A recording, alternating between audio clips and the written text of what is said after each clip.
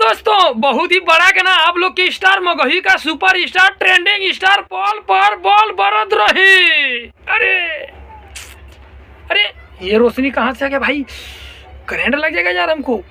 तो भैया इसी के बारे में आज बातचीत करेंगे।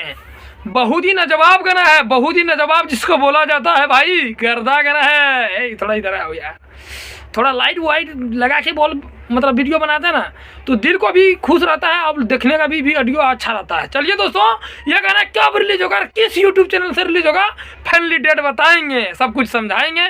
तो वीडियो पे गाने को गाए हैं मगही का ट्रेंडिंग स्टार आशीष यादव ने, सविता सरगम ने। ये गाना कहीं ना कहीं बहुत ही बड़ा गाना है लगन का।